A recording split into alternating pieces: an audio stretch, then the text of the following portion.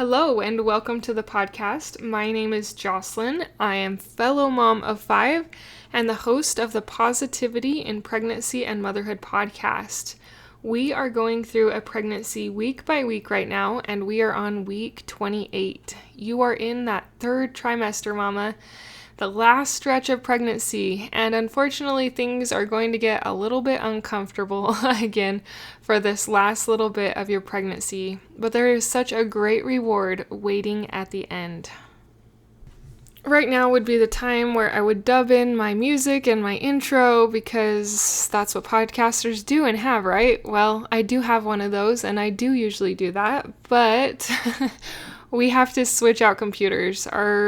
The computer I used to work on is old and it needed to be updated, and all my music is on that, and I am not on that computer currently, so I will get that music back. So here's your random thing that is not intro music, but me blabbing on.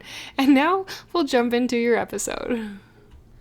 At this point in pregnancy, baby is about the size of an eggplant. Now, these are just generalizations, but close-ish to that size. They are adding weight and their nervous system is developing, and all of these things are forming so that they can soon have and function with their own life outside of the womb. It is pretty neat, all that is going in and developing, and a lot of their body parts right now are just growing and developing as time goes on, and that does take time. Something that you can start being aware of with baby is what they call kick counting, and it is counting the kicks that you have. Do your own research. It's always good to do your own research because I am not a doctor, but these are recommendations that I have learned over time and through other people about some of this stuff. So kick counting is just kind of being aware of how often your baby is moving. You want to have at least 10 movements within 2 hours. And it is nice to know that your baby is moving because you know that things are good. So when it comes to kick counting, there's actually an app you can get. I never did have the kick counting app, but I would pay attention when my baby started moving less, or I was getting a little concerned they were moving less, and I would do some of this kick counting, but just in my head to make sure that they were moving. When it comes to the kick counting, things that count for kick counting are kicks, punches, rolls, stretches, but the hiccups don't necessarily count. You want to feel more of the movements, like the kicking. So that is a way that you can keep track of it. Of course, you don't have to do that you don't have to do it every 2 hours and make sure you have 10. That would be way overwhelming. But if you are getting concerned or your baby doesn't seem to be moving a lot, you can count them. Also realize, though, that babies do kind of get into their own rhythm, so they're going to be more active at different times of the day than they are other times of the day. My main time where I really chose to notice if baby was moving a lot was at night. Most of my babies tended to move at night, and if there was an evening where I was laying down and they weren't moving particularly a lot, then I would focus on the kick counting and if I felt that we were getting enough kicks. So that is something that you can be aware of with baby and their movements this week. For you, I know that I mentioned this last week, but there were some funny little memes online, or I don't know, just visuals. They weren't visuals, but in my head they were visuals of kinkles and moon face and sausage fingers, and they just listed all of these things that happen as you get further in pregnancy that make you feel chubbier and fatter, or just have the swelling, which is the edema, which I mentioned last week. Those are still symptoms that you can be dealing with or could be dealing with.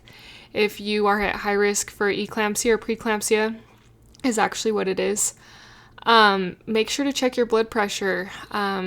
Tell your doctors about it, talk to them, and otherwise some swelling can be normal for most people.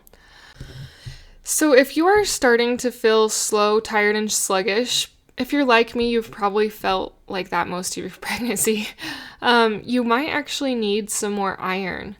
This is another point where you'll want to talk to your doctor or midwife about what type of iron will be best for you if you end up needing to supplement, or if you can just get it from animal proteins, dark leafy greens, lentils, or oysters. Those are all good. They all have iron in them, and they're good sources of iron. You also could maybe use a little bit more vitamin C, which are your citrus fruits, bell peppers, and kiwis. So if you're feeling a little tired and sluggish and you want to not feel that way, maybe try these things out and see if they help, or talk to your provider about maybe seeing if you need a little bit more iron in your diet. Now, I want to get your mind on something and thinking about something that is in the future. It is something you will want to probably start practicing now if you're interested, and it will help you over the next few weeks, and especially with labor and delivery. And that is hypnobirthing. So if you are wanting to do any type of hypnobirthing, you need to practice that stuff early. It does take practice to do meditations and stuff like that. I didn't specifically do a hypnobirth with my kids, but I did read a hypnobirthing book. I can't entirely remember what book it was. I will find the book because I don't remember the specific name. My baby's asleep in the room where it's at. But once I find the specific name of that book, I will put it in the show notes. Anyways, I read it, and some of the exercises resonated with me and some did not. But these are things you will want to practice if that is the way you want to go. I would always recommend mindset stuff. Any type of meditation, encouragement, mindset thing to help you deal with with labor and delivery are going to bless your life when that time comes. Even if you're not planning to do an all-natural birth or an unmedicated birth, these can still help you in labor and delivery. Even though the epidural seems to take away the pain, there is a lot of worry, a lot of anxiety, a lot of things to be concerned about during labor and delivery, even if you have an epidural or a C-section. And these meditations can help you to stay calm in those situations. I actually did not do any meditations until my fourth baby. I started trying to work through it, and that was my first all-natural unmedicated delivery, was baby number 4. Before that, I had epidurals for, a C-section and then 2 epidurals. And then it was a little traumatic, I'll be honest. Baby 4 was a little traumatic. I was not as prepared as I wish I would have been. And it was a tough experience. And when baby 5, I found out I was pregnant with baby 5, I knew I wanted it to be different and I wanted it to be better. And so I worked hard. I did a lot of mental preparations, and I found meditations that I like. The meditations are from Bridget Tyler, and I actually refer to her stuff a lot because I like her. She's a down-to-earth, normal mama who is just trying to help others to have labor and delivery better. Similar to my mission, other than I focus more on mental during pregnancy. She talks about how your body is built to birth and a lot about birthing the baby. She has her own birth course, which I did not take because I'd already done a lot of birth courses and I'd had babies. And so I kind of just wanted the meditations, and they were worth it. You actually can buy them separate from the birth course, or you could when I bought them. And I would highly recommend those meditations, if anything, just to listen to. And that's what I did at night. I would just start listening to them in the evenings. Sometimes when I was alone in the car, I would listen to them. But as you prepare your mind and build yourself up, think the positive thoughts, it does make things go better. And even if things go bad, you will be able to handle it better because of this mental preparation. It is powerful, the thoughts we think. And not only does it help during birth, but it helps during pregnancy. It helps during the worries, during the changes and the shifts that pregnancy can bring, because there are so many, and a lot of them don't feel entirely like positive changes. They feel hard and heavy and overwhelming, stressful, anxiety-filled. It can be very hard. As you get stuck in those negative thoughts, though, it is not enjoyable, and your pregnancy becomes not enjoyable, and you begin to hate being pregnant. and you kind of want to swear off pregnancy and say, I'm not going to ever do this again.